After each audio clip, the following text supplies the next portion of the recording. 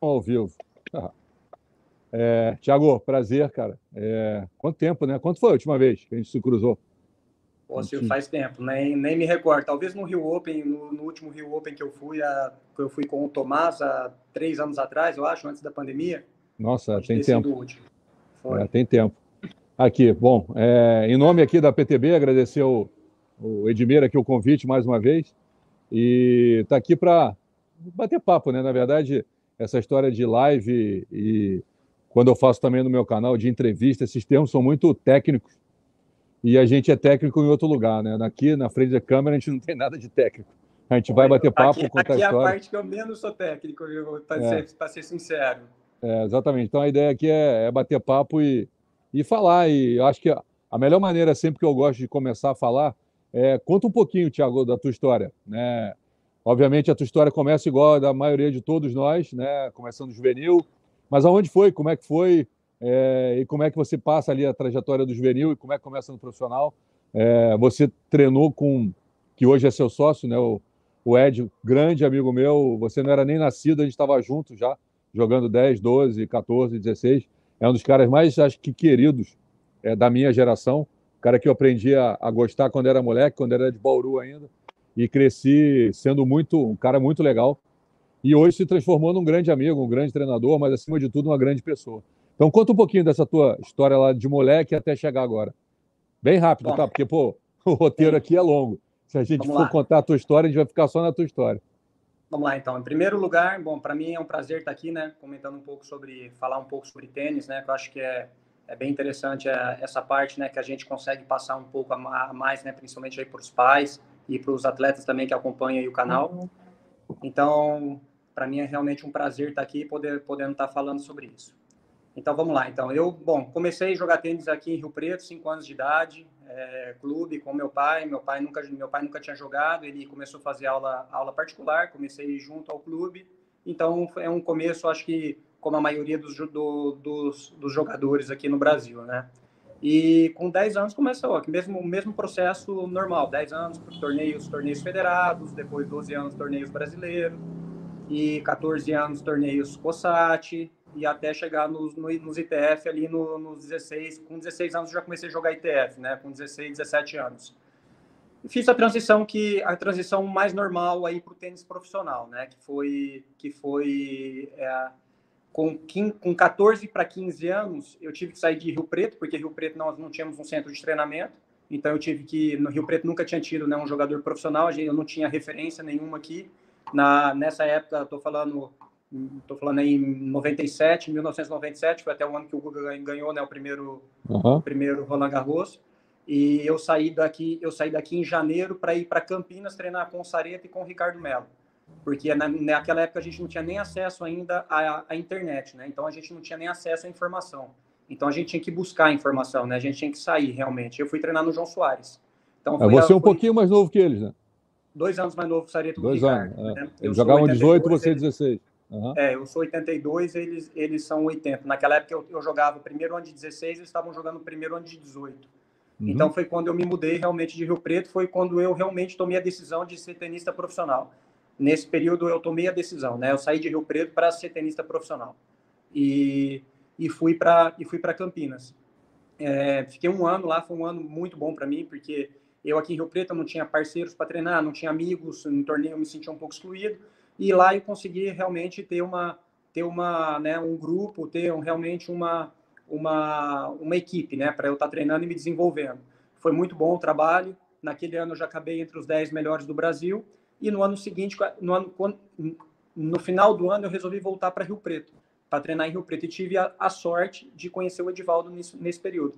O Edivaldo aqui em Rio Preto, ele vinha fazer uma parte física aqui em Rio Preto com um profissional muito bom que nós temos aqui da educação física, que é o Kazu Nagamine. O Kazu treinava o Edivaldo fisicamente.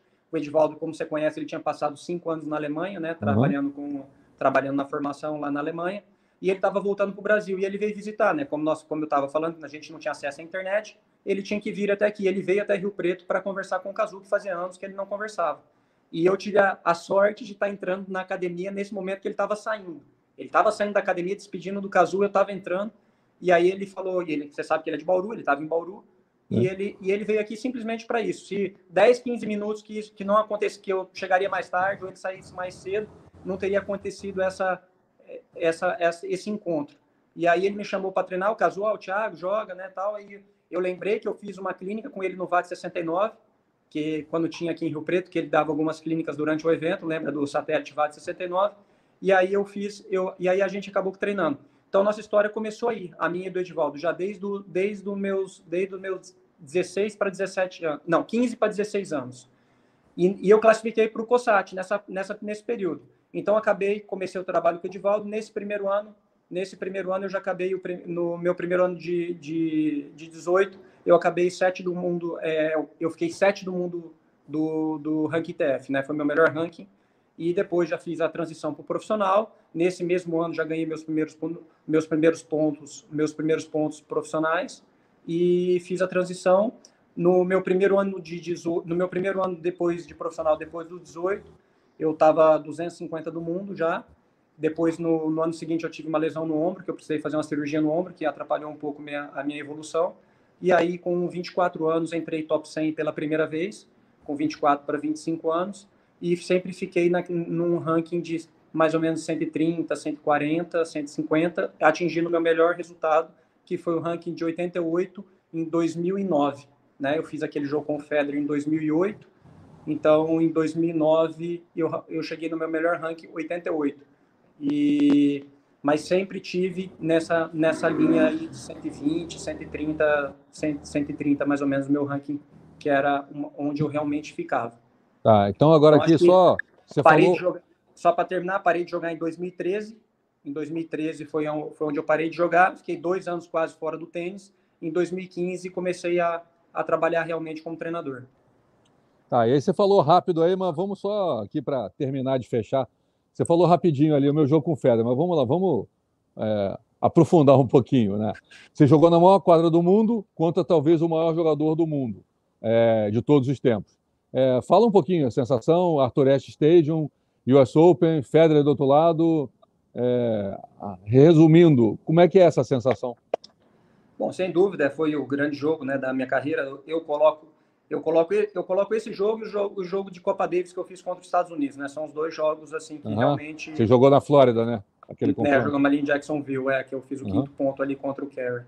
E, bom, esse jogo contra o Federer, sem dúvida, foi um jogo muito, muito emocional, né? Foi um jogo onde realmente eu já vinha jogando bem, Silvio. Eu vinha jogando muito bem, né? Durante o torneio, eu passei o quali com muita facilidade. E na primeira rodada, quando saiu a chave, eu peguei o Paul Capdeville. E aí eu olhei para frente e vi que na segunda rodada eu jogava contra o Federer. E eu e o Paul, a gente já tinha jogado algumas vezes, já tinha ganhado algumas vezes, já tinha perdido outras. Ele jogava muito no Brasil, chileno, né? Jogava muito aqui, a gente sempre se encontrava, nós dois jogávamos muito em quadradura, né? Ele também jogava melhor em quadradura igual eu, então a gente sempre se trombava nos torneios, nos challengers, alguns ATPs que a gente ia, e a gente já tinha jogado já umas 3, 4 vezes juntos, um contra o outro. E aí quando eu vi a chave que realmente eu vi que eu jogava contra ele, se eu ganhasse, eu jogava contra o Federer, isso me trouxe uma ansiedade muito grande, né? Falei, jogar contra o Federer na segunda rodada. E nesse jogo com o Paul foi um jogo muito, muito tenso. Eu comecei o jogo jogando muito abaixo do que eu vinha jogando o quali, que eu tinha passado o quali. O quali eu tinha ganho a última rodada do Petchner, não sei, o Philip Petchner, sabe? Ele estava top 100 já ali no quali, ele estava no quali, mas na verdade ele já tinha entrado top 100, né? Porque o quali a gente sabe faz a chave fecha fechou antes, bem antes. Fecha antes, durante as semanas ele estava top 100 já, e eu passei a última rodada ganhando dele muito fácil. E também um jogador de quadradura também. E aí eu entrei contra o Paul jogando muito mal os 2 primeiros sets. Joguei muito mal. E no terceiro set ele teve break também, ele teve break acima. Eu voltei esse set, ganhei esse set. No quarto set ele teve break acima, eu ganhei 7-6. E no quinto set ele teve 4-2 e eu estava com cãibra, né? Tive muita cãibra. Naquela época ainda tive a sorte de poder, né, pedir tempo médico, a gente pedia para cãibra, e aí eu consegui virar 6-4. Então esse jogo contra o Capdeville me trouxe muita confiança também para entrar contra o Federer, virar um jogo de 2 sets abaixo. Então para entrar, tô colocando um pouco isso para colocar aqui, para você entrar contra um jogador igual o Federer, você precisa entrar muito bem, né? Você precisa saber que você tem que estar bem. Porque você pega um cara desse sem confiança, realmente a coisa não sai muito da maneira como você espera. E eu me preparei muito bem para o jogo dele, né? Eu me excluí muito, me fechei bastante, me organizei bem para jogar. Fiz um trabalho muito legal para entrar na quadra contra ele. E o começo do jogo foi decisivo assim para eu fazer um grande jogo. Eu entrei jogando já realmente muito bem, como eu vinha jogando quali, comecei muito bem o jogo e acabei fazendo um grande jogo, né? Então, mas sem dúvida, entrar na quadra com um jogador igual ele é uma sensação incrível, né? De estar jogando. Fala o placar, os 7, você lembra? 6-3, 7-5, 6-4. E o Ed estava lá com essa você? É a pergunta, Silvio, essa é a pergunta que mais me fazem, né? Então, tô não, eu sei, mas eu estou só levantando, para vocês mexer. O Ed estava com você? Estava lá. Não, nessa época eu não estava treinando com o Ed, eu estava treinando em São Paulo, nesse período, eu treinava com o Carlos Albano, e o Carlão, ele não conseguiu tirar visto para esse torneio, e eu acabei estando só com o Betão, preparador físico, que estava comigo lá. Bom, vamos, você devidamente agora apresentado, talvez muita gente que esteja aqui, os pais da molecada que está jogando hoje, não te conheça, assim, sabe quem você é, obviamente, mas não sabe da tua trajetória, não sabe que você foi top 10 ali como juvenil e o top 100 durante muito tempo, vendeu o Brasil em Copa Davis e esse jogo com o Federer. Então, eu gosto sempre de, antes de começar a falar sobre o que você vai falar, as pessoas saberem o que você teve e fez para poder estar falando o que você está falando, né? Você não simplesmente vai falar porque você acha. Você vai falar porque você passou por muita coisa, você viveu muita coisa e as conclusões que você tem são consequência de tudo que você passou e não simplesmente um chute, né? Você passou por muita coisa, então acho que é importante fazer esse resuminho aqui de 10 minutos para as pessoas terem um pouco de noção, porque geralmente quem está aqui é pai e mãe de menino de 10, 12, 15, 16 anos e você, não te chamando de velho, mas você viveu e jogou um pouquinho mais lá atrás. Então, eu acho que é sempre legal fazer essa apresentação. Eu, muito mais ainda, né? Se você é velho, imagina eu. Mas, entrando aqui mais ou menos no roteiro, aqui para não fugir muito, senão o Edmir começa a puxar a minha orelha aqui, ele coloca aqui o primeiro tema, né? Formação e transição, né? E aí ele tenta sempre colocar parâmetros, né? E buscar de vocês, das pessoas com quem a gente conversa, opiniões para poder fazer comparativos, né? Na sua visão, na sua maneira de entender, por exemplo, a formação, né? Que você pega o moleque ali que sai da bola colorida e começa na formação para a competição. Você acha que até que momento esse moleque está em formação e em que momento ele passa da formação para a competição? Se você puder definir isso numa idade, num número. Bom, eu acho que realmente assim, a questão muda muito nos 14 anos. Eu acho que nos 14 anos nós temos que já estar com um garoto já completo, né? Em termos de golpe, em termos de... Porque com 14 anos, o jovem, né, o adolescente, ele já tá mais formado. É muito difícil você trabalhar técnica, você trabalhar explosão com um garoto que às vezes não tem explosão. O garoto, às vezes, você quer trabalhar um saque, você quer que ele saia do chão e ele não consegue impulsionar, entendeu? Então, acho que com 14 anos, o garoto, ele já está, ou a garota, né, ele já tá formado, já tem uma base, já tem um trabalho. Você já consegue pedir dele aquilo que você quer, né? Exatamente. Então, acho que 14 anos é uma idade que a coisa já tem que estar começando a estar muito redondinha, entendeu? Porque até os 12 anos você vai pegar uns garotos que evoluíram mais rápido, uns que cresceram mais rápido, outros que têm mais coordenação, mas nos 14 anos o garoto já tem que ter uma base muito sólida, ele já tem que ter uma base física, já tem que ter uma base técnica, já tem que ter uma base técnica, mental de jogo, uma tática de jogo. Então, acho que essa é a idade que realmente o tênis começa a direcionar. E tem uma situação ali, né, que você passou, eu passei, a molecada que a gente trabalha passa, né, que é aquele momento do crescimento, né? Você tem ele todo arrumadinho, com 10 para 12, aí de repente ele dá aquele estirão. Dá estirão. Aí ele perde o tosse do arremesso, aí ele começa a se enrolar na passada, ele começa a se perder no tamanho. Perde o centro de gravidade, perde a distância da bola, perde realmente, descoordena tudo. Né? Então, acho que com 14 anos é onde a gente começa a ter já o garoto mais formado, né? Exatamente. Bom, só para te deixar assim, todo mundo responde mais ou menos na mesma linha, né? Não tem muito, acho que, como fugir, né? Se você consegue ali no 10, nas bolinhas coloridas, deixar o menino redondinho, ele sozinho começa a se perder porque o crescimento começa a atrapalhar ele, por melhor que você tenha trabalhado, né? Então ele acaba descoordenando, não tem jeito, né? E aí cabe a você ir ajudando ele a ir se moldando ou não se perdendo tanto. Mas não tem jeito. Se no 14 ele não tiver arrumado, rearrumado, né, aí ele vai começar a ter problema. Porque aí começa a vir bola rápida e ele começa a se perder.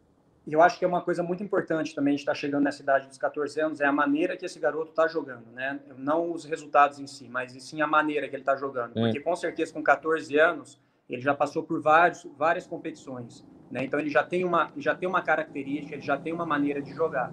Indiferente de como está o golpe dele ou de como está a movimentação, mas já está colocando uma identidade que seja algo que tenha como seguir progredindo, né? Porque, né, a gente conhece muito bem, né, principalmente no tênis brasileiro, né, muitas vezes, a gente sabe que muitos garotos se desenvolvem muito cedo, até os 13, 14 anos, de uma maneira de jogar, que a gente sabe qual é essa maneira, né? Trocando mais bola, passando mais bola, segurando o jogo na quadra, e depois dos 14 para frente, a tendência já não é tá indo por esse caminho. Então, eu acho que é muito importante a identidade desse jogador já. Ele já entendeu o que o tênis exige para que ele siga evoluindo para jogar realmente em alto nível, né? E você tocou num ponto aqui, Edmir, dá licença, hein? Acabei de fazer uma zona agora aqui. Você tocou num ponto que eu acho que é muito interessante, né? Que, pelo que eu te conheço o Ed e alguns outros treinadores, né? O objetivo é você formar um jogador, é você, o mais cedo possível, fazer dele um jogador da forma como ele vai jogar para o resto da vida, né? E muita gente, né? O Brasil é gigante, é enorme, e muita gente está ali formando o menino para ele ganhar com 12, porque ele quer manter a mensalidade do mês que vem. E ele quer manter ali. E isso acaba acontecendo e isso atrapalha muito o desenvolvimento do tênis do país, né, como um todo, porque não é em todo local que você tem um treinador consciente que está trabalhando para o futuro do desenvolvimento daquele moleque ou daquela menina. Ele quer aquele moleque que talvez vá ganhar o campeonato do clube, mesmo que para ganhar o campeonato do clube ele fique só passando bolinha. E todo mundo sabe que se ele ganha o jogo com 12 passando bolinha, quando ele resolveu bater na bola com 14, ele acabou. E talvez ele não se reencontre. Então você segurou a mensalidade daquele moleque com 12, para que quando chega com 14 você perde, e aí você começa a fazer errado de novo com o outro lá atrás. E aí você vai estragando gerações, né? Então isso, infelizmente, acontece muito no Brasil. Você, obviamente, você está muito mais hoje no mercado e no circuito do que eu, que fui para o outro lado, mas isso é lamentável que aconteça, né? Que não existe uma linha, né, de desenvolvimento para que todo mundo trabalhe no mesmo sentido. E isso acaba atrapalhando o desenvolvimento do país como um todo. O país é gigante e muita gente não vai para o mesmo lado, né? Sem dúvida, a gente ainda está engatinhando, acho que ainda em metodologia, né, em maneira de realmente criar uma escola de tênis, né? O Brasil não tem uma escola realmente, né, uma característica de jogar, uma escola que, né, a gente está começando muito agora, está sendo feito um bom trabalho, né, nas escolinhas, na maneira de, até como você falou, das bolas e tal, mas eu acho que no competitivo ainda falta muito ainda, né, para a gente realmente criar uma linha.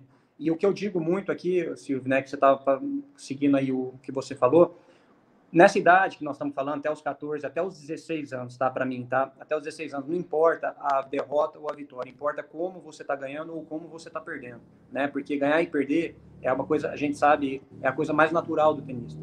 Então, eu particularmente, eu prefiro que o garoto esteja dentro de um grupo onde ele também não pode estar muito atrás, mas também não precisa ser o principal nessa idade de 12, 13 anos. Porque eu acho que traz muita pressão, traz muita cobrança, e com isso tem que ser muito bem, bem conduzido, né, para que ele não se perca. A gente já viu muitos, né, jogadores com 12, 13, 14, número 1 do Brasil, que depois não progrediram, né? Por quê? Porque realmente traz muito essa pressão. Eu tive essa parte muito, né, eu falando de mim um pouco, primeiro brasileiro que eu cheguei em quartas de final foi com 14 anos. Em quartas de final, eu só tomava primeira e segunda rodada. Com 14 anos foi o primeiro. Você me conheceu já de garoto, você lembra da minha característica de jogar, eu sempre joguei atacando de direito o tempo inteiro, até o Bruno Soares brincar, né, Bruno, né, você sabe da minha amizade com ele, ele brincava comigo, o Bruno pega e fala, Thiago, ou você ganha ou você perde, só eu jogava, entendeu? Ou eu ganhava ou eu perdi o jogo, porque eu não deixava ninguém jogar, né, eu batia de direita do jeito que dava. Então, mas a minha primeira quartas de final foi com 14 anos. Eu fui entrar entre os 10 do Brasil, como eu falei, com 15 anos. Eu nunca tinha entrado. Foi a primeira vez que eu entrei. Aí com 16 eu me tornei número 1 do Brasil. Foi quando eu ganhei Banana Ball, Gerdau. Nesse ano eu perdi 2 torneios só no Brasil, né? Eu ganhei todos os torneios importantes. E já no primeiro ano de 18 foi quando eu fiquei 7 do mundo. Então, tem que ser uma progressão. Às vezes o garoto com 12 começa lá número 1 do Brasil, depois nos 14, tá 10, e começa indo para baixo, né? Porque a gente sabe o que aconteceu, por que ele fez. Por que eu falo isso também, Silvio? 12 anos. Que garoto que treinou até com 12 anos de idade? Que garoto que realmente trabalhou com 12 anos de idade? Não tem. Não. Todos treinam igual. 12 anos de idade, o garoto... Não dá tempo, né? Não deu tempo. Não dá tempo. Não é um trabalho. Ali é muito de quem nasceu com dom, um pouquinho mais de dom, nasceu com uma coordenação um pouco melhor, segura mais o jogo. Então, ninguém trabalhou. Para mim, o trabalho começa a aparecer nos 14 anos. Nos 14 anos, o garoto começa a trabalhar. Perfeito. Você começa a ver um trabalho. Até os 12, todo mundo, o garoto treina 2 horas por dia, faz 1 hora de física e acabou. Esse é o trabalho. Não tem muito o que ser feito. Né? Até não tem como tirar isso mais de um garoto de 12 anos. Mas com 14 anos é realmente quando um trabalho começa a aparecer. Então, 14, 15, 16, aí você começa a ver quem está trabalhando. Horas de quadra, horas de trabalho físico, tudo isso começa a somar. Né? Tudo isso começa a fazer diferença. Né? Eu sou um cara completamente... Né? Quando eu jogava, Silvio, eu tinha uma coisa na minha cabeça. Eu não aceitava que alguém trabalhasse mais que eu. Né? Eu tinha na minha cabeça de que eu precisava trabalhar ou igual ou mais que os outros. Né? Então, eu não conseguia colocar a cabeça no travesseiro se eu não tivesse treinado duro. E você, o que eu me lembro ali, você não era o habilidoso talentoso. Você era o trabalhador. E na hora que a habilidade e o talento mostrava, você ficou para trás. Mas na hora que o trabalho apareceu, você ficou para frente. Se eu ficasse 2 dias sem treinar, para mim já me comprometia. Entortava tudo. Eu não podia ficar 2, 3 dias sem treinar, por exemplo. Quando um voo dava problema, acontecia alguma coisa, eu pegava alguma gripe, qualquer coisa, então eu ficasse 2, 3 dias sem jogar, a minha performance caía demais. Entendeu? Era cara que eu sempre precisava estar na ponta dos cascos, sempre. Você perdia o time da bola? Você não sentia a bola? E uma coisa, eu perdia muita confiança, Silvio, porque trabalhar para mim me gerava confiança. Eu perdia a confiança. Porque eu sou um cara movido a trabalho, e o trabalho é o que me gerava confiança. Vamos lá, vamos tentar seguir aqui. Eu já rodei tudo aqui. Não, mas a gente está falando dos assuntos, é só que segue uma lógica, né? Eu saio da lógica e volto para ela. Então, mas no final, se você pegar, a gente deu a volta em tudo. Mas vamos lá aqui, ó. Falando um pouquinho de transição, né? Você usou esse termo, né, da transição. Tecnicamente, né, o que você espera, como é que você imagina que um jogador tenha alcançado tecnicamente para ele poder fazer a transição para sair do juvenil e tentar o profissional? Bom, vamos lá. Eu acho assim, essa questão de profissional de tênis, juvenil, profissional, eu acho que já é um assunto bem mais delicado.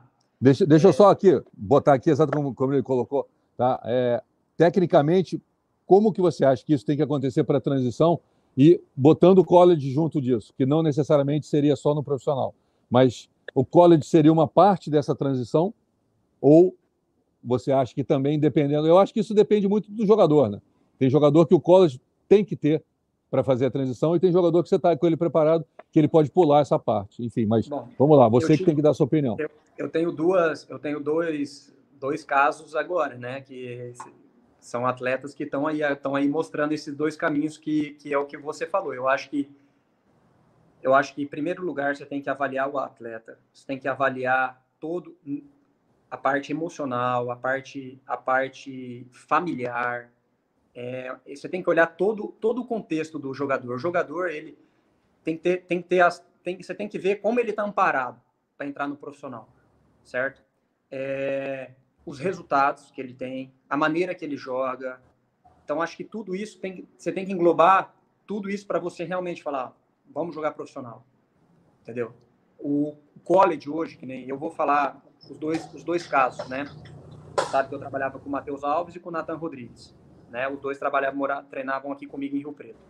O Matheus está jogando profissional, não fez college, e o Nathan tá no college agora, tá em Louisville, na faculdade de Louisville. E, por sinal, tá jogando muito bem. Então, são dois atletas que tiveram um ranking muito parecido, juvenil. Até o Nathan foi melhor, o Nathan foi 6 do mundo, o Matheus foi 15, se não me engano, o ranking dele. Teve a liberando top 10. Agora, como um garoto está preparado mentalmente para enfrentar o circuito e como o outro garoto está preparado mentalmente para enfrentar o circuito. Eu acho que a transição é onde a gente mais perde de tenistas no Brasil, certo? Eu acredito muito no tênis profissional, tá? Eu acredito demais no tênis profissional. Eu acho que isso está ficando um pouco para trás no Brasil, né? Está ficando um pouco para trás. Ao mesmo tempo que o college hoje tem muito espaço no profissional pelo tempo, porque hoje as carreiras ficaram muito mais longevas, né? Hoje os jogadores estão jogando até os 35, então acho que o college, na minha época, né? Quando eu olhava para o tênis profissional, eu via Ivan Lendl, Muster, McEnroe, bom, enfim, Edberg, Wilander, foi o meu começo. Esses jogadores jogavam até os 29, 30 anos. Né? Então, quando você falava em tênis universitário, foi para a faculdade, não vai jogar profissional. Era um pouco do que a gente se falava aqui, né, na nossa geração. E hoje, levando a carreira aí até os 35, 36 anos, 37 anos, igual está sendo levado, e eu acredito que essa geração talvez leve até um pouco mais, um garoto sai da faculdade com 21 anos de idade, 22 anos de idade. Ele tem muito tempo. E as faculdades, a gente sabe que as faculdades americanas hoje, elas têm uma liga muito competitiva, elas têm treinadores bons e elas têm o que é mais importante, a questão financeira para o desenvolvimento desse atleta. Porque quando a gente fala em tênis profissional ou em formação, em tudo, a gente tem que pensar no nível que esse jogador está jogando para ele entrar no circuito profissional. Falar que um tenista é profissional jogando future e gastando dinheiro, a gente sabe que não é. A gente sabe que tenista profissional, realmente, a coisa começa a igualar 300 do mundo, 400, se o cara fizer um calendário bem enxuto, vai igualar. Até ali, o cara está gastando bem.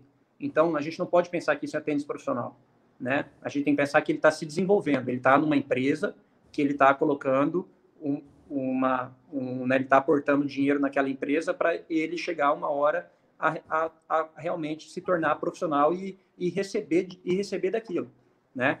Então, o que eu penso? Esses 4 anos que ele vai ter de faculdade, é um período que ele pode se desenvolver muito bem, entendeu? Eu acredito muito nisso. Tanto que o Nathan tá fazendo tênis universitário. O Nathan tá fazendo tênis universitário, mas com a ideia de jogar profissional, igual o De Campos agora. A gente vê o De Campos está fazendo o processo que eu gostaria que o Nathan fizesse, né? Você vê o Matheus, Puccinelli, o Matheus Alves, o Matheus Puccinelli, esses jogadores todos, o Gilbert Clear, eles não foram. Você vê o De Campos fez o tênis universitário e ele está já no nível desses garotos, né? Por quê? Porque ele se desenvolveu lá, ele seguiu se desenvolvendo. E quando ele vem para o circuito, ele está jogando no mesmo nível. E é uma questão de tempo para ele chegar no ranking que esses jogadores estão. Só que ele já está com uma faculdade, Eu acredito muito que a faculdade americana pode ajudar muito no desenvolvimento intelectual do jogador. Tem jogadores no Brasil que não estão preparados para o circuito.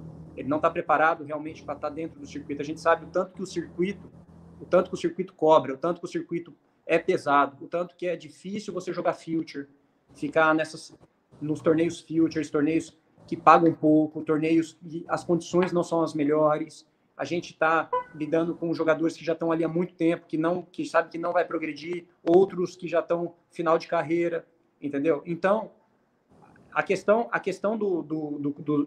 dos futures é muito preocupante, né? Ela é muito preocupante. Eu acho que o jogador tem que tentar passar isso o mais rápido possível. E os futures servem para os garotos seguir se desenvolvendo, né? Para desenvolver, ganhar ranking e seguir jogando torneios. Então, eu acredito muito que esses 4 anos do tênis universitário pode ajudar muito. Eu acredito muito que seja um processo para o profissional, como muitos hoje agora vêm fazendo, né? A gente tem cada vez mais jogadores que estão saindo do college, né? Então, acredito muito que é um bom caminho, tá? Mas tem as exceções, tá? Não acho que é para todos, entendeu? Que nem o Matheus, eu acredito muito que ele está fazendo o processo certo, né? Eu acredito muito que ele está no processo certo. O Natan, eu acredito muito que ele também está no processo certo. Só que são caminhos opostos. São caminhos que lá na frente eles vão convergir, né? Que eu tenho certeza que o Natan vai vir para jogar profissional. Só que hoje eles estão em caminhos opostos. E vamos ver no futuro. E agora, esses caminhos são opostos por serem pessoas diferentes, né? Pessoas distintas talvez precisem de caminhos distintos para chegar no objetivo igual. No objetivo igual. No mesmo o objetivo é o mesmo. O objetivo do Natan e do Matheus é o mesmo. Né? Estou dando o exemplo dos dois porque eles estavam comigo até agora. Né? Então, o objetivo dos dois é o mesmo. É jogar tênis profissional. Só que o caminho que nós escolhemos foi esse. O outro foi aquele. Entendeu? Porque eu acredito que lá no futuro eles vão estar lá em cima. Eles vão estar no lugar. Tem uma pergunta aqui que eu sei a resposta, mas vamos lá. Vamos fazer você... Em cima de tudo que você falou agora, eu acho que a resposta é meio óbvia. Mas vamos lá.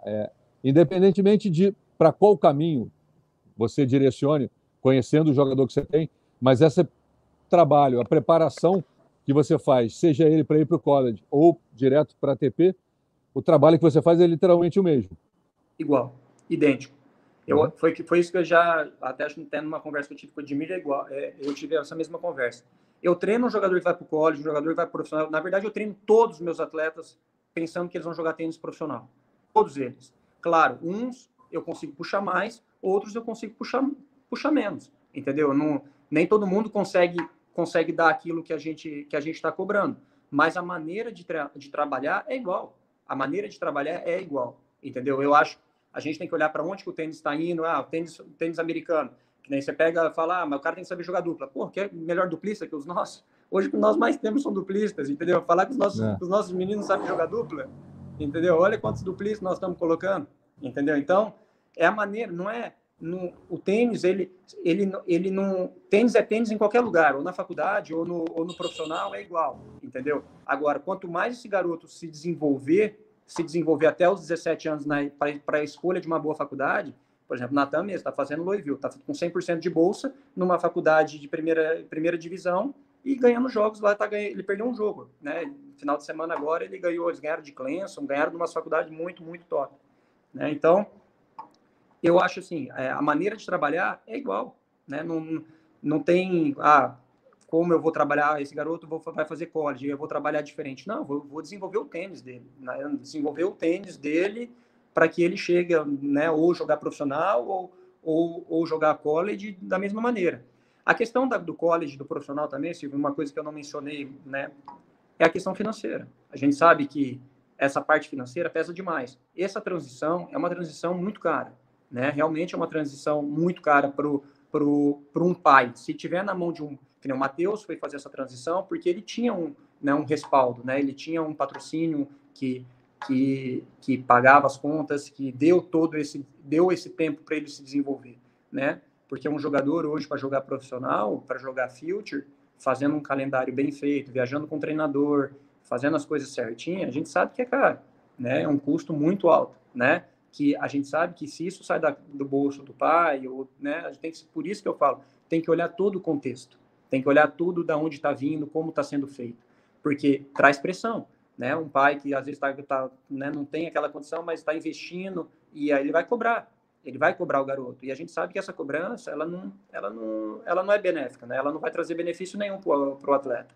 né? Então, essa questão financeira é uma questão também que norteia muito, né? Essa questão de, vai fazer college, vai jogar pro, ela acaba norteando demais, né?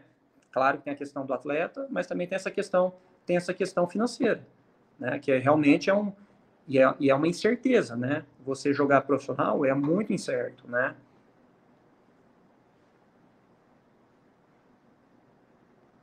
Não estou te ouvindo, Silvio. Alô? Oi, voltou. Agora, cara, tocou meu telefone. Meu telefone tocou aqui, alguma coisa eu devo ter feito. Aqui, se você tivesse que pontuar, né, um jogador, um atleta que você tenha, né, como é que você, olhando para ele, como é que você poderia dizer você realmente você pode ir para lá e você realmente você deve ir para lá? Como é que você faria essa... Você deu exemplo, né, de 2 nomes recentes que trabalharam com você e que um foi para um lado, o outro foi para o outro. O que tinha no Natan que você achou melhor ele ir para o college e o que tinha no Matheus que você achou melhor ele ficar no pro? Para mim, muito mais a parte mental deles. Tá? Muito mais do que a parte técnica. Os dois são jogadores completamente características diferentes, né? O Matheus, um grande sacador, né? O Natan já é um cara muito mais técnico, mais né, de contra-ataque. E agora, o que realmente fez eu indicar, né? Porque isso foi uma decisão deles, né? Eu realmente tentar colocar isso na cabeça deles, foi a questão mental.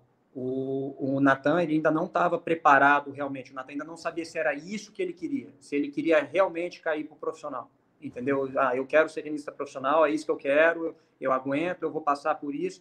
E eu acho que ele precisava, o Natan, esse período na faculdade vai ser muito bom para ele já está sendo, né? Não é que vai ser, já está sendo, para ele se desenvolver intelectualmente, para ele se desenvolver mais como jogador. E já tá, e os resultados já estão aparecendo.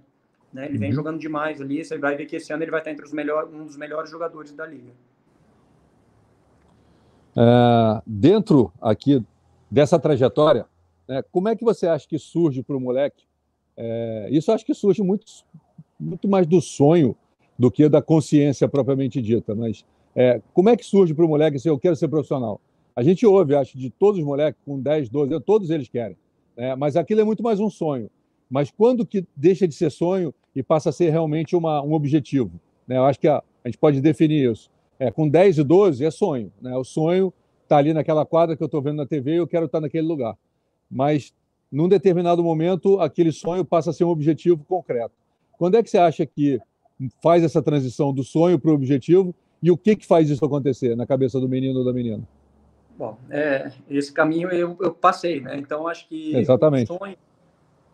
Realmente, né? Quem começa a sonhar muitas vezes são os pais, né? Que meu pai que sonhava, meu pai, quando ele via o torneio Roland Garros passava na televisão, ele falava um dia, pensou a gente tá lá, né? Então começou através dele, esse sonho passou para mim, eu corri atrás e com os resultados é o que eu acho assim, o que determina realmente, Silvio, são os resultados, né? É muito difícil você pegar um garoto, né? Que realmente tá ali já, sei lá, 17, 18, 19 anos jogando, não tá tendo nenhum tipo de resultado. É muito difícil você seguir falando, não, vamos, vai dar certo, né? Então, acho que a questão de resultados é realmente o que determina. A gente não pode nunca fechar uma porta de um sonho, acho, de uma pessoa, desde que as coisas sejam muito claras, né? Eu tenho jogador aqui que eu falo, né, já conversei, vai fazer faculdade ou não. Ele quer jogar profissional, entendeu? Vamos jogar profissional. Vamos desenvolver, você entendeu? A gente não pode, né? A gente não pode colocar isso de uma maneira, né? Não, você tem que fazer isso, você tem que fazer aquilo. Acho que cada um tem sua história, cada um, para alguns, às vezes o cara chegar, que nem que a gente coloca como objetivo, não, vou chegar a 100 do mundo, que vale a pena. Não, para alguns, chegar a 600, 700 do mundo, para ele já foi muito. Ele chegou, ele vai estar satisfeito com aquilo, depois ele faz uma faculdade, depois ele estuda. A gente sabe que para estudar, Silvia, a gente sabe muito bem que tem tempo. Para jogar tênis, esse período, não tem tempo. Né? A gente não tem muito tempo para jogar tênis. Né? Então, e para o estudo, às vezes a gente tem tempo. Né? A gente pode fazer uma faculdade 5 anos depois, 6 anos depois, e o tênis, a gente sabe muito bem o que o tênis nos proporciona, né? O grau de evolução como ser humano, de aprender a jogar, de competir, de realmente de lidar com pressão. Eu tenho certeza que um jovem que passa que faz a formação dentro de um esporte que seja, né, que nós estamos falando de tênis, eu tenho certeza que ele chega com seus 20, 22 anos, ele está muito mais preparado do que um jovem que não fez um caminho igual. Eu tenho uma frase que eu falo para os pais, sempre que me perguntam, mas se o meu filho... Olha, se ele passar por todo o processo de 10, 12, 14, 16, 18, e com 18 resolver fazer um vestibular e trabalhar, você vai dizer que ele deu errado para o tênis, mas ele vai dar certo para a vida. Para qualquer coisa, exatamente. Se ele deu errado para o tênis, mas viveu o processo inteiro, ele vai dar certo para a vida, porque aquilo ali ensinou coisas para ele que nenhum outro nada ensinaria. Silvio, Isso é muito claro para mim. Silvio, você trabalhou com tênis muito tempo, né? Você sabe, você tem muito mais experiência do que eu. O que a gente é um complemento educacional através da modalidade de tênis. Tenista vai sair quantos? Quantos no Brasil saíram, entendeu? Então, vão sair. Existe a possibilidade, existe o sonho. Claro que existe. A gente trabalha para isso. Eu sou realmente uma pessoa que viveu isso. Eu vivi isso na pele. Minha família classe média baixa. Meu pai nunca teve condições de me dar o tênis, nunca teve condições. Meu pai rifava televisão para eu viajar, rifava as coisas para eu poder viajar. Com 15 anos de idade, com 15, quando eu me mudei lá para o João Soares, um amigo meu daqui, um amigo do meu pai daqui de Rio Preto, que conseguiu um patrocínio bom para pagar minha academia em São Paulo, em Campinas, começou a pagar a academia. Quando eu vim com 16 anos, que eu ganhei o Banana, tudo que as coisas começaram a andar, comecei a arrumar patrocínios aqui, com 17 anos, o proprietário da Tennis Place, não sei se você se lembra dele, o seu José Arana, você lembra dele? Sim. Então, que montou o Tennis Place, ele que fez toda a minha transição, sou muito grato ao seu José. O seu José que pagou toda a minha transição. Meu pai não tinha condição nenhuma, você entendeu? Então, eu vivi o sonho na pele, entendeu? Então, é algo alcançável para todos. É algo alcançável para todos, né? A gente não pode, e a gente sabe que eu não trocaria hoje, eu parei de estudar cedo, que na minha época não tinha não tinha, né, toda essa, hoje essas escolas à distância, isso e aquilo.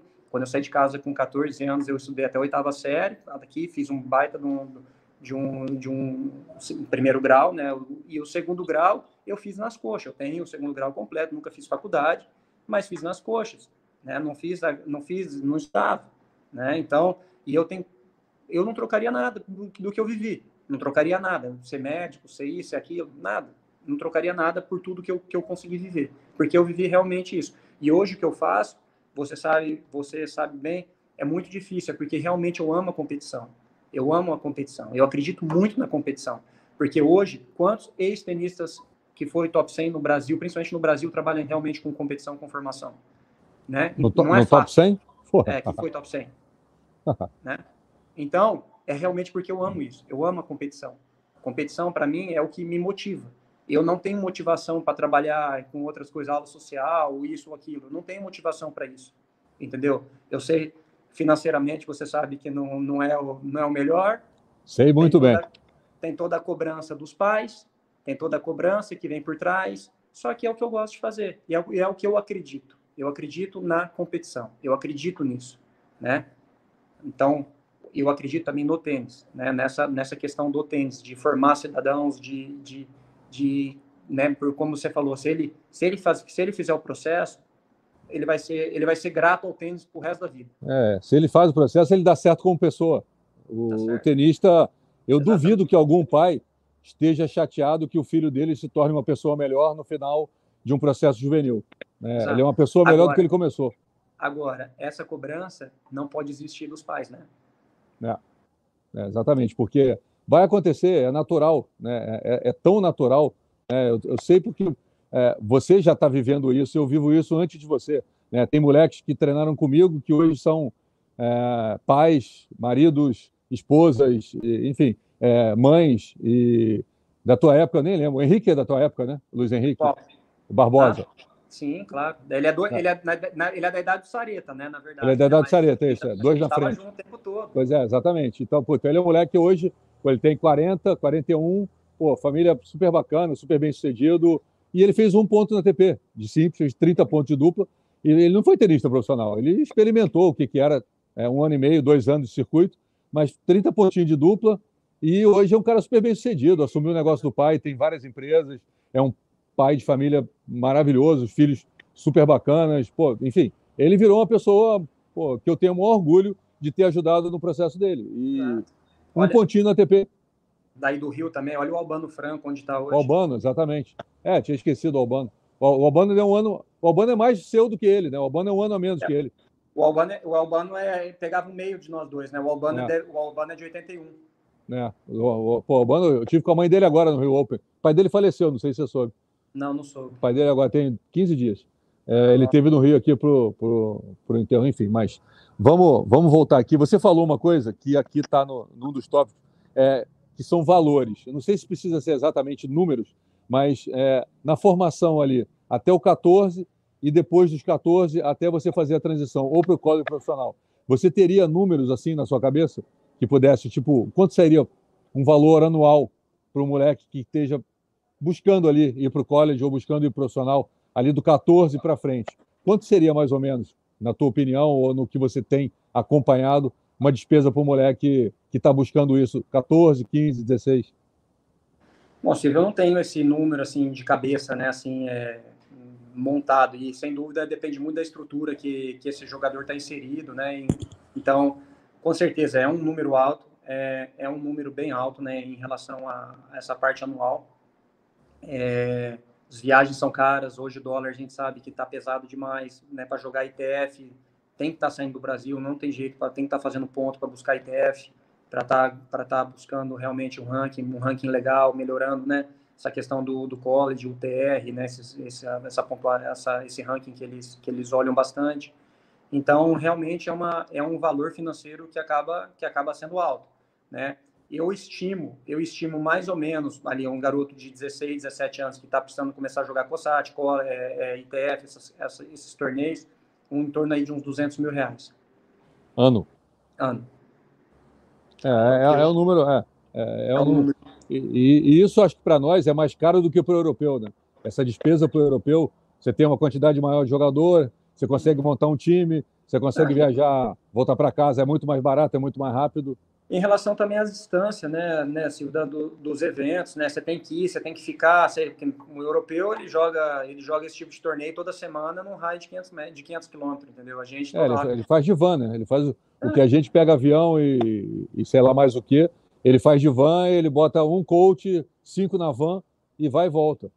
A gente sabe que não tem um caminho mágico, né, Silvio? Alguns passam por um caminho, outros por outro, né? Então não tem um caminho mágico. Alguns podem ir para a Europa, jogar torneio de grana e seguir se desenvolvendo.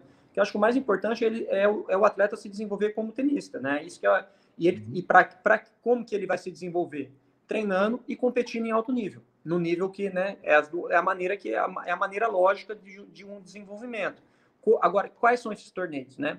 Então, se você for olhar para um garoto realmente se desenvolver para uma faculdade, ele tem que estar pensando nessa questão desses torneios que olhem para esse UTR ou ITF, torneios que realmente tenham uma visibilidade, né? Agora, se o cara está pensando em jogar profissional, o mais importante é ele estar treinando, tendo um treinamento de qualidade e jogando torneios de qualidade, né? Isso que é o desenvolvimento.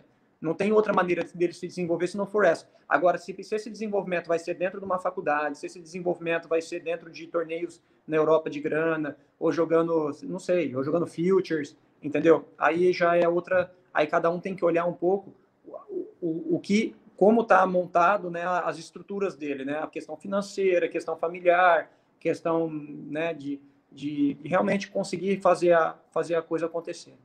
Eu acho que você tem a sua realidade e aonde você quer chegar. E são Exato. Vários caminhos ali que se cruzam que você vai ter que se adequar a um deles, né? Porque você não tem como fugir, né? Você não tem como não competir, que você não ensina. Óbvio que você trabalha, prepara, mas você tem que botar ele para jogar. Você tem que botar ele para jogar. Agora, se ele está jogando TS, se ele está jogando TF, se ele está jogando torneio de grana na França, o importante é que ele esteja jogando. Quanto mais ele jogar, mais você consegue passar para ele a realidade do que ele está vivendo.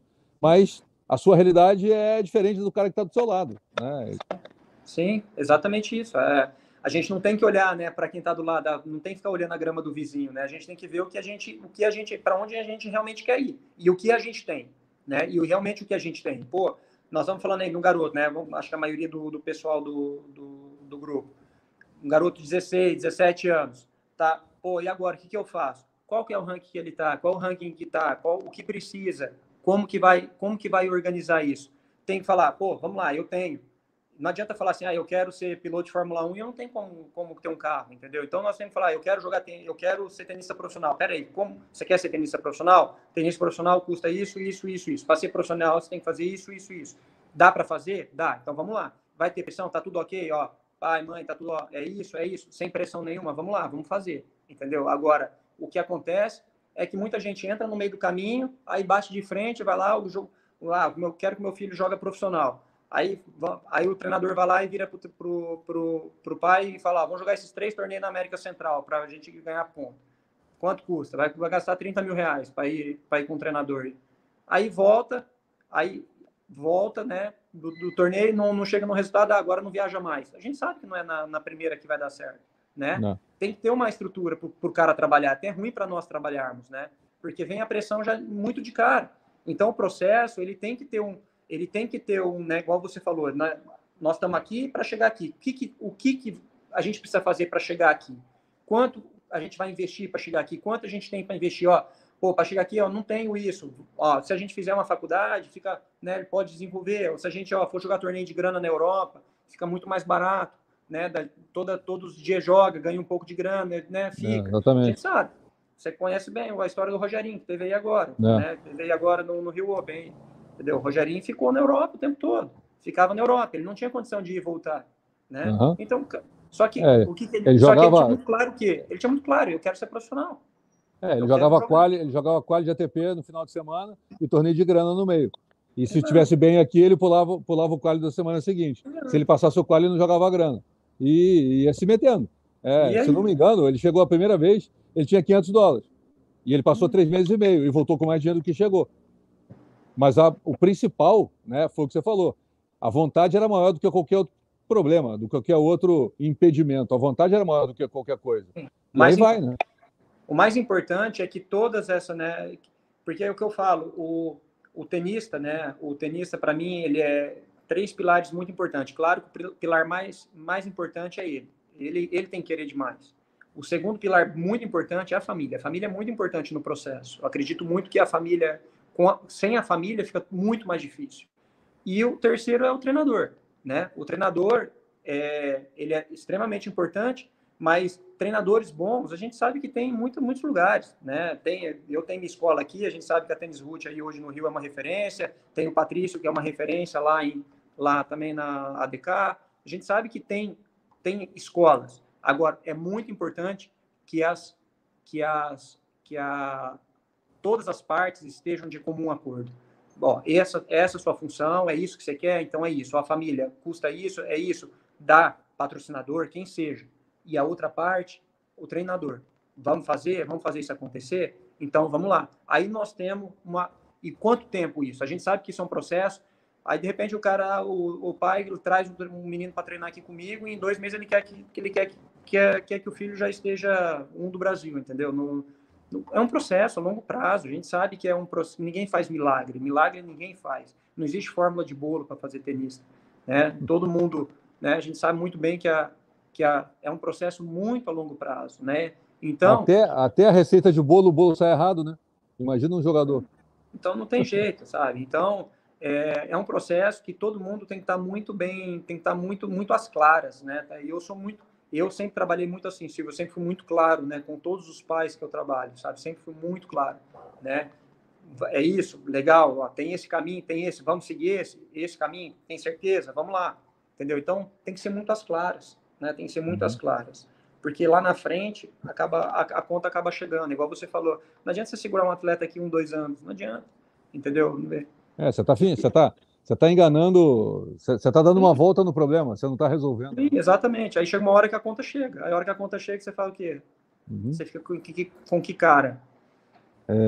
Vamos aqui, chegando aqui no finalzinho, né, da nossa conversa, para um top 100. Você, por exemplo, você chegou lá, você chegou, vamos colocar assim, no sonho de muita gente, né? Você alcançou o seu sonho, que é o sonho de muita gente.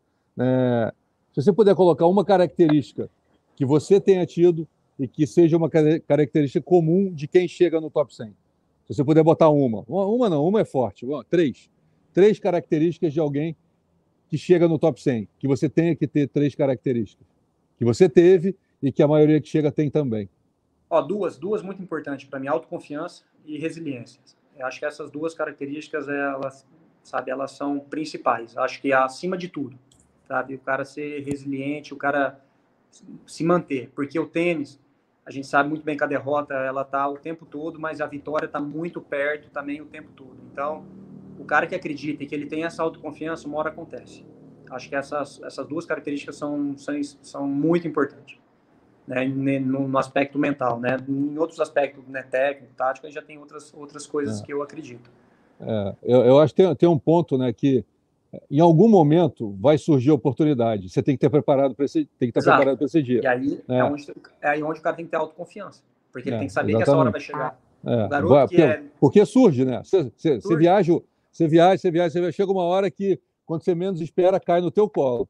E aí, se naquela semana que caiu no teu colo, você está pensando em outra coisa, você está, cara, e aí você reclama da vida, né? Você fala, pô, e aí você está reclamando, e aí, sei lá, você toma a última no quali, e aí tem um lucky loser, aí você sai de bye, porque o lucky loser é um cara que saiu adiantado na chave, e aí você pega o vencedor de 2 quali, e você ganha, de repente você está nas quartas. Só que se você vai lá e sai de bye e pega o vencedor de quali, e você já estava reclamando da vida e não preparado para o jogo, você acabou de deixar que aquilo ali que está na tua mão, ela abriu e você perdeu, né? Então você tem que estar preparado, porque você não sabe o dia que vai cair. Só que como você está preparado? Trabalhando muito. Era isso que eu não aceitava. Eu trabalhava muito para chegar a essas horas. Eu era o cara que eu aproveitava muito os torneios, né? Se você olhar os torneios grandes, mesmo em ATP ou torneios grandes, eu fiz pouco resultado. Primeiro, porque eu jogava mais em quadradura. Em quadradura, fazer resultado em quadradura de ATP é mais difícil, né? Os torneios de quadradura são mais duros. E tem um ponto aqui, deixa eu só fazer um detalhe. Você jogou numa época que a quadradura era rápida, não como hoje, que a quadradura ficou lenta. Né? Não sei se muita gente que está aqui acompanhando a gente, né? Você é do tempo da dura rápida. Hoje, o tempo, a evolução, a bola ficou um pouquinho maior, o jogo ficou um pouquinho mais lento, e as quadras duras ficaram mais lentas do que eram antigamente, como a grama também ficou mais lenta. Então, você é do tempo a quadra não era só dura, a quadra era rápida. Né? Então, né, só para concluir, eu não perdi as oportunidades, Silvio. Na hora que a oportunidade aparecia, um challenger ali que eu olhava e falava, esse challenger é meu, esse challenger é a hora que deu pontuar. Então, essa questão, mas para isso eu tinha que estar muito bem preparado. Então, é o que eu acredito muito, na autoconfiança e na resiliência, né, de trabalhar, de manter, de ficar, de acreditar que é igual você falou, uma hora chega. O cara que está ali acreditando, uma hora acontece. Isso não tem, ninguém tira isso da minha cabeça. Chega. Se você está viajando, vai aparecer. E outra coisa, se você não estiver pronto, talvez não apareça de novo. Lógico, né? E o nível, né? Vai chegar para quem tem nível também, né? O cara tem que se desenvolver, né? Não vai chegar para um cara que não está, né? Que não se desenvolveu tecnicamente, né? Nós estamos falando de uma maneira técnica, né? O cara tem que estar completo, né? O cara tem que estar ali, né? Não adianta achar um cara que comete muitos erros, um cara que ainda tecnicamente está muito abaixo, né? Fica um pouco mais difícil. Mas de uma maneira, a tua hora vai chegar, se o cara ficar. Ainda em cima do top 100 ali, que idade você tinha quando chegou ao top 100? Eu cheguei a primeira vez com 24 para 25. Tá. Você acha que tem uma idade que seria, não sei se padrão, mas uma idade boa para o cara chegar, não muito cedo, que ele esteja imaturo, não muito tarde, porque senão ele pode desanimar, mas que idade que você acha que seria uma idade média boa? Hoje, como eu falei, como o tênis ficou muito mais, os atletas estão prolongando muito mais a carreira, essa idade média para um jogador romper top 100, ela aumentou, né? Se não me engano, ela está de 25 para 26 anos, né?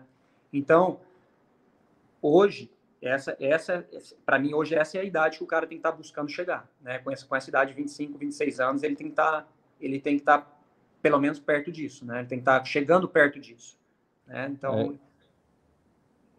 Então eu acho que é isso, né? Que o cara, né? Hoje a gente vê aí, né? Os jogadores que eu acredito, né? Como que vão chegar top 100, eu acredito muito. O Matheus Puccinelli, o Matheus Alves, o próprio Felipe Meligeni, né? Que estão nessa idade, eles vão estar chegando, né? No top 100.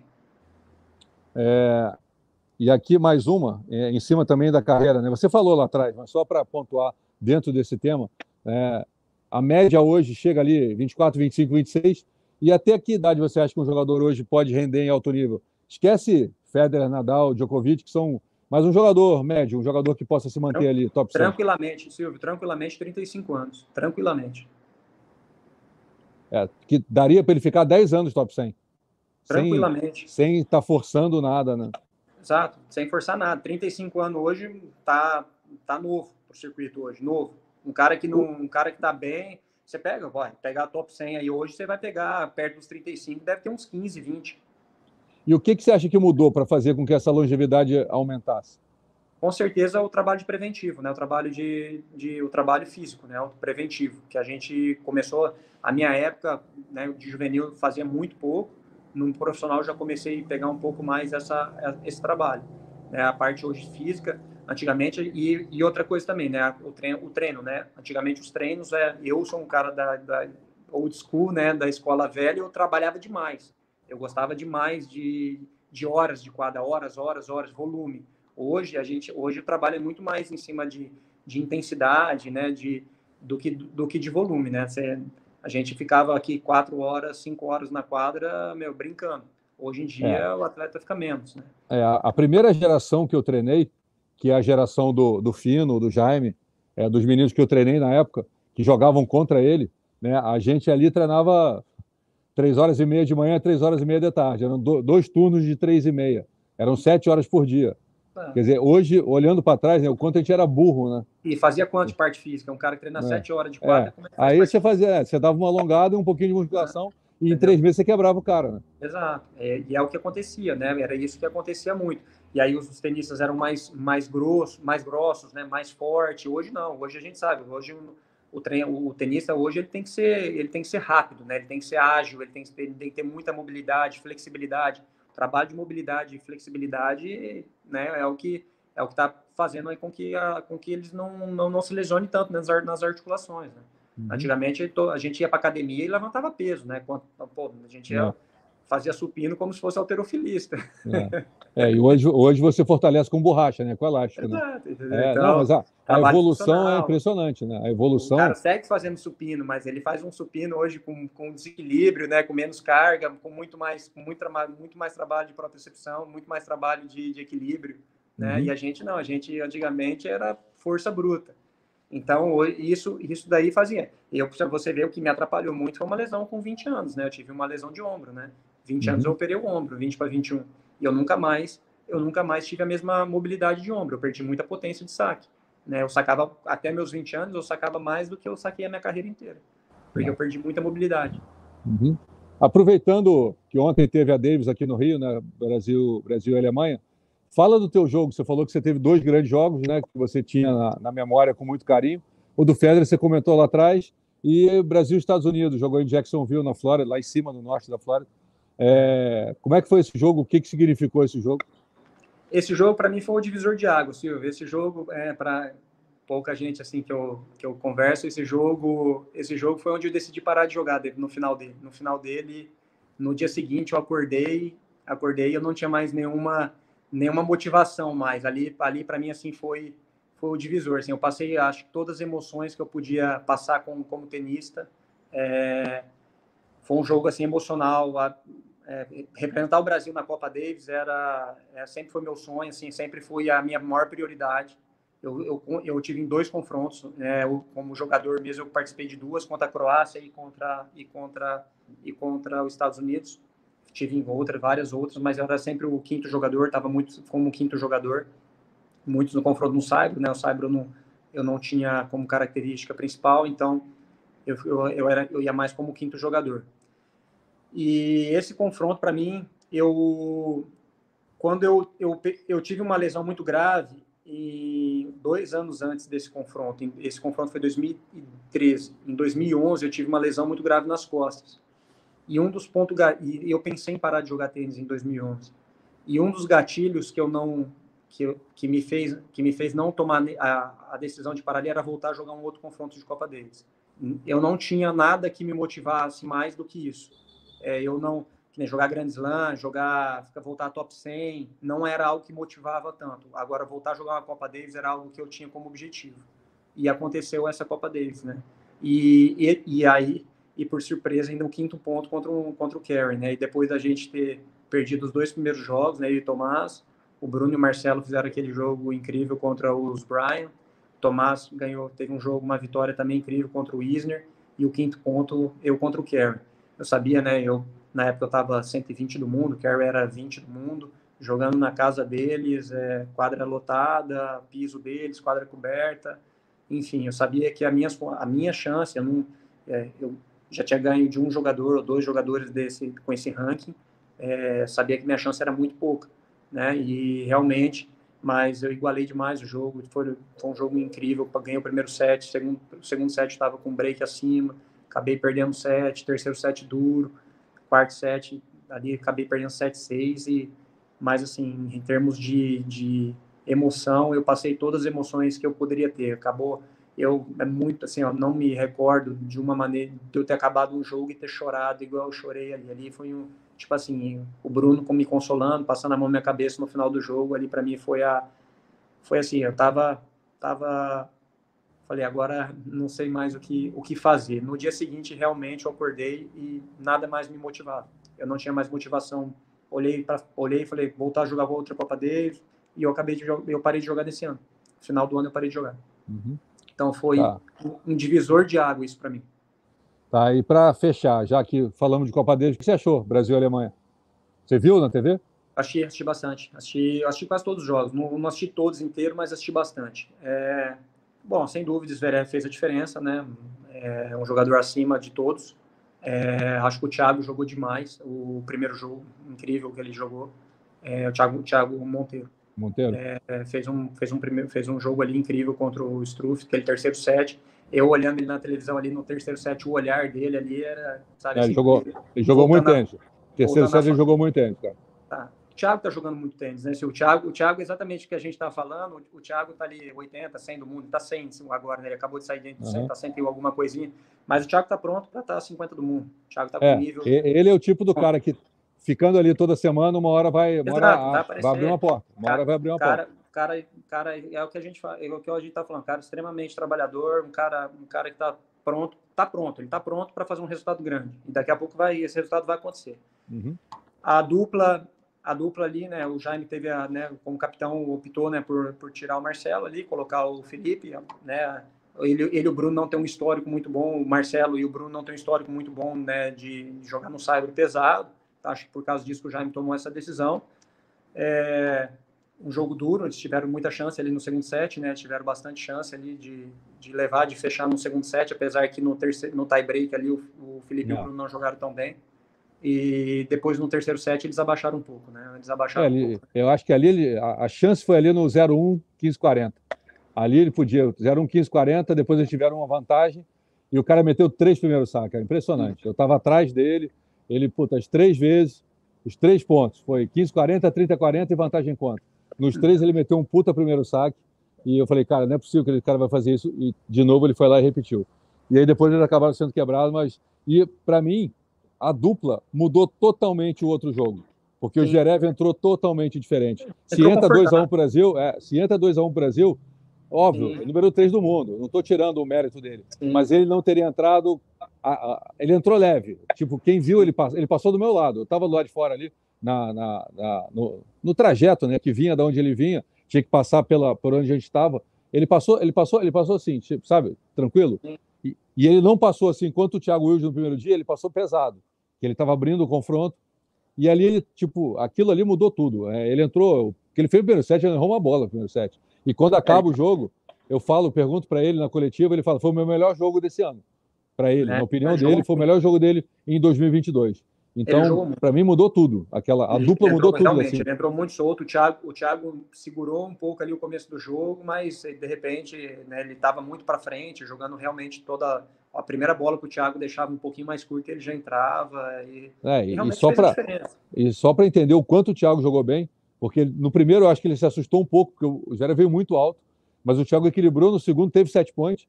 Cara, no 7 pontos a bola kick é errado, cara. Ele tá errado. Aqui, nossa, a bola kick é errado, cara. Aqui. Ficou errado. E para ver o quanto o Thiago jogou, porque pro Zverev dizer foi o melhor jogo dele do ano, o Thiago teve 7 pontos, dá para ter um pouquinho de noção, né? Não, o Thiago tá pronto. O Thiago, sem dúvida, tá pronto para entrar entre os 50 do mundo. Isso não vai demorar para acontecer. Não vai demorar para acontecer, não.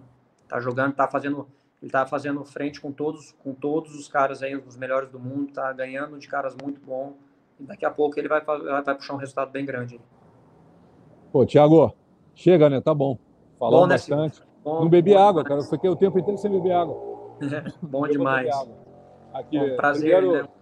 Edmir, obrigado de novo pela confiança. Desculpa a meia hora do atraso, mas a ponte Rio-Niterói, quem conhece aqui sabe que ela é imprevisível. Mas, Thiago, prazer te ver, a pena não ser pessoalmente. Carinho que eu tenho por você, respeito por tudo que você fez pela tua história. Obrigado, Obrigado senhor. por você ter contado um pouquinho, dividido aqui com todo mundo. Quem não assistiu agora, fica isso aqui gravado para poder assistir, porque eu acho que sempre que tem alguém que fez o que você fez, é uma aula. Contar um pouquinho de tudo que você passou e passar um pouquinho para os pais que estão aí sonhando junto com os filhos e perceber que tudo é possível se você trabalhar direito. Você é um exemplo disso.